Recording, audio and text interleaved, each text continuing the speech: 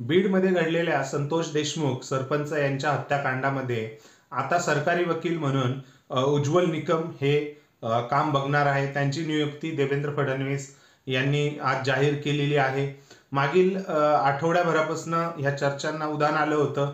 आमदार सुरेश धस जे बीजेपीचे आमदार आहेत त्यांनी मागणी केली होती की मुख्यमंत्र्यांना भेटून, आणि तसं त्यांनी मीडियालाही सांगितलं होतं की मी उज्ज्वल निकम यांना नियुक्त करण्यात यावं म्हणून मी मागणी केलेली आहे. आणि फडणवीस साहेब त्याबद्दल, मुख्यमंत्री साहेब हे आहेत, आग्रही आहेत आणि त्यासाठी तर त्याच पार्श्वभूमीवर आज उज्ज्वल निकम यांची नियुक्ती झालेली आहे. आता ते सरकारी पक्षातर्फे CID, CBI आणि SIT यांच्याकडनं हायकोर्टामध्ये किंवा कोर्टामध्ये सरकारी पक्षाची जे संतोष देशमुख आहेत यांच्या हत्याकांडातले जे आरोपी आहेत त्यांच्या विरुद्ध केस लढणार आहेत. देवेंद्र फडणवीस यांनी उज्ज्वल निकम यांची नियुक्ती करून 2 ते 3 गोष्टी महत्त्वाच्या साधल्या आहेत. आपण त्याच गोष्टींवरती दृष्टिक्षेप टाकणार आहोत. त्या संदर्भात आत्ता आपण डिटेल्स बोलणार आहोत. तत्पूर्वी चॅनलला सबस्क्राईब केलं नसेल तर सबस्क्राईब करा. व्हिडिओ आवडल्यास लाईक करा आणि तुमचे विचार कमेंट सेक्शनमध्ये कमेंट करून व्यक्त करा. पहिला सगळ्यात महत्त्वाचा, देवेंद्र फडणवीस यांनी उज्ज्वल निकम यांची नियुक्ती करून काय साधलं असेल तर ते आहे डॅमेज कंट्रोल. बरोबर तुम्ही ऐकलं, डॅमेज कंट्रोल.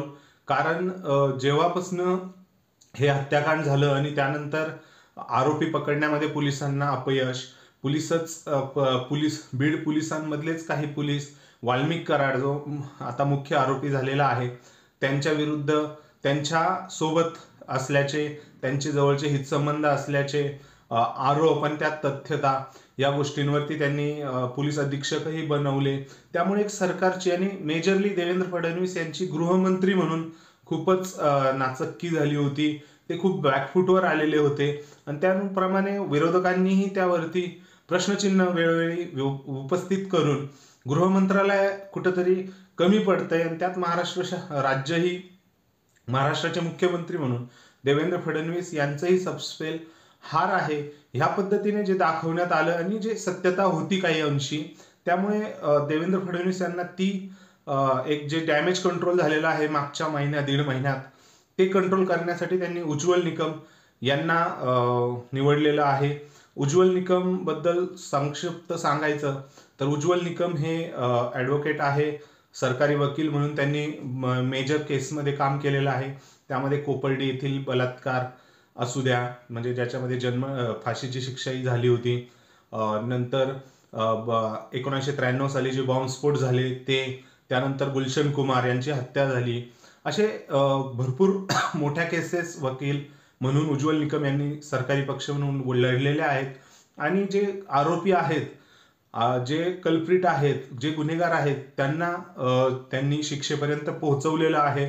त्यामध्ये त्यांचा मोलाचा वाटा असतो. जे गुन्हेगार आहे ते सुटत नाही, हेही फडणवीस यांनी नियुक्ती करताना सांगितलं. आणि उज्ज्वल निकम यांना पद्मश्रीही मिळालेला आहे.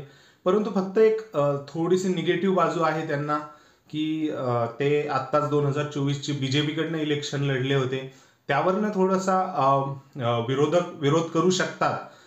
परंतु शेवटी वकिली पेशा वेगळा आणि भरपूर वकीलही राजकारणात पक्षाकडनं लढतात. सो त्यामध्ये असं एवढं विचार करण्यासारखे किंवा तो जास्त विषय चर्चेला जाईल असं सध्या तरी वाटत नाहीये. त्यानंतर दुसरी जी फडणवीस साहेब यांनी उज्ज्वल निकम यांची नियुक्ती करून जो डाव साधला असेल, म्हणजे जे डॅमेज कंट्रोल, तर हा एक झाला. त्यानंतर त्यांनी धनंजय मुंडे आणि अजित पवार यांच्यावरती कुठंतरी म्हणजे यांची कोंडी करण्याचा प्रयत्न केलेला आहे.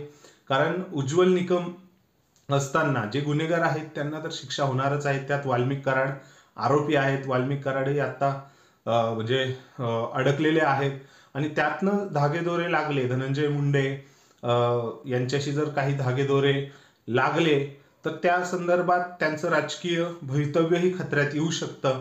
आणि त्यावेळेस कुणीतरी प्रेशर नसावा कोणाचाही वकिलांवरती किंवा काही कुणीही कुठं, कारण ते मंत्री आहेत धनंजय मुंडे. अजित पवार हे राज्याचे उपमुख्यमंत्री आहेत. सो ह्या गोष्टी समजून घेऊन उज्ज्वल निकम त्यावरती नक्कीच म्हणजे पक्षपातीपणा करतील किंवा कुठेतरी चान्स सोडतील असं नाहीये. आणि तिसरी सगळ्यात महत्वाची गोष्ट म्हणजे जे जनता आहे, सामान्य जनता आहे महाराष्ट्रातली आणि मेजरली मस्साजोग येथील जे ग्रामस्थ आहेत त्यांचाही विश्वास संपादन आणि त्यांनाही न्यायाची अपेक्षा जे आपण म्हणतो, त्यामुळे त्यांनाही न्यायाची अपेक्षा असणार आहे आणि त्यांनाही काही डाऊट राहणार नाही पूर्ण पारदर्शकतेप्रमाणे कुठेही. कारण डे वन पासून ह्या जो काही खुनाचा हे झालं हत्या, त्यानंतर जे काही प्रकरण झालं की धनंजय मुंडे यांच्यामुळे प्रेशर येऊ शकतं किंवा तिथले पोलीस हे करू शकतात, तर ते पूर्णपणे आता ती जी मनातली भीती होती ती आता सर्व सामान्यांपासून मेनली मस्साजोग असू द्या, देशमुख कुटुंबीय असू द्या, त्यांना सुद्धा आता न्याय मिळेल. जे आरोपी असतील ते नक्कीच काहीतरी गजाआड जातील आणि त्यांना योगची ताशी जी फाशीची शिक्षा आहे ती होईल. शेवटी मान्य कोर्टच ठरवेल काय शिक्षा असेल ती, पण गुन्हेगार सुटणार नाही हे तर उज्ज्वल निकम यांच्या एंट्रीने ह्या गोष्टी ह्या प्रकरणामध्ये जाणवतंय. आणि त्या पद्धतीने धनंजय मुंडेही आता त्यांचाही राजकीय अस्तित्व एकदम टोकाच्या कडाला आहे. कधीही त्यांचं राजकीय अस्तित्व उधळू शकतं, उद्ध्वस्त होऊ शकतं. सो या केसकडे आता उज्ज्वल निकम कशा पद्धतीने स्टडी करून कोर्टामध्ये बाजू मांडतात ते बघण्यासारखंच राहणार आहे. तुम्हाला काय वाटतंय ते कमेंट सेक्शनमध्ये नक्की कळवा आणि हो, चॅनलला सबस्क्राईब करायला विसरू नका. धन्यवाद.